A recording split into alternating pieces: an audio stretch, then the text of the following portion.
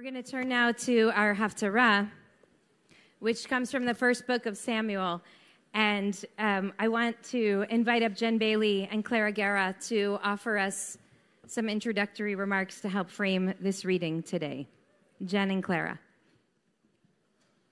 The Haftarah will then be read by Rabbi David Sager. Hannah desperately wanted a child. She went to the temple and prayed silently, only her lips moving with her words. She was bitter and in misery, that nexus between grief and anger that burns inward instead of outward because it has nowhere else to go. But here at the temple, she pours her heart out, not just to God, but before God, literally to God's face. Maybe her prayer is a kind of confrontation, a demanding of answers for the unfairness of unanswered prayers. Or maybe she is before God so that God can be a witness to her pain. Maybe both. Isn't prayer so often both of these things? Hannah's prayers for a child are eventually answered with the birth of a son. But let's imagine for just a second that the story stopped right here. Because sometimes we don't get a happy ending or an answered prayer. What would it mean if this story on this holiday didn't have a baby at the end of it? Our prayers did not give us the beautiful baby we were dreaming of. Instead, less than a week before starting IVF, I received a cancer diagnosis that brought months of testing and preparation to a halt. It felt like the world turned upside down in a moment. Our fertility doctor's office called us, apologized, and told us they wished us the best. We sought a second opinion, and then a third. Our questions really pleased for the survival of our dream, for our family story to make sense again. What we heard was definitive and adamant. To attempt a pregnancy would be a risk to my life that no fertility doctor would countenance. For our family, that meant that having a biological child was permanently out of our reach. As challenging as it was to be diagnosed with a life-threatening illness, it was equally as challenging to let go of that dream.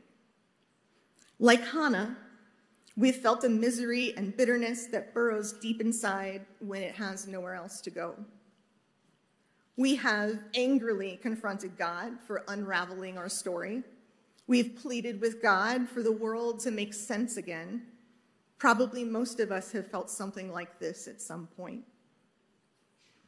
No one wants to see us left with unanswered prayers.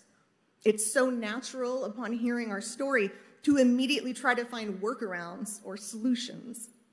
It's also natural to try to tell the story a different way, to discern a hidden happy ending that we've yet to realize. One way we tried to make sense out of our loss was by framing adoption as the meant-to-be resolution of this situation. As if an adopted child would somehow fill the empty space left in the wake of a broken dream. But adoption is its own kind of journey with an unknown destination. It is its own story, and no child can fill the space of another.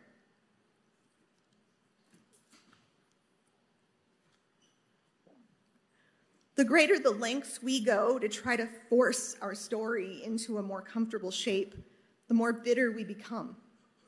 We can't live life in peace if we refuse to accept its occasional incoherence, its randomness, the inscrutable injustice of it all.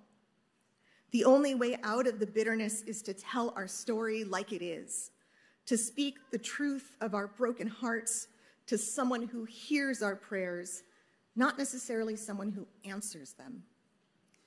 I think this is what we want most from God when we get up in God's face and pour out our misery and bitterness, a way of accepting the truth of our loss because we are no longer alone with it.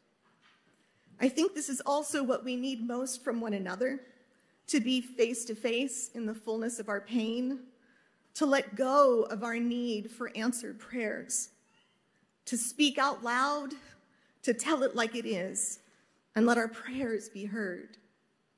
Thank you for hearing ours. Shana Tova.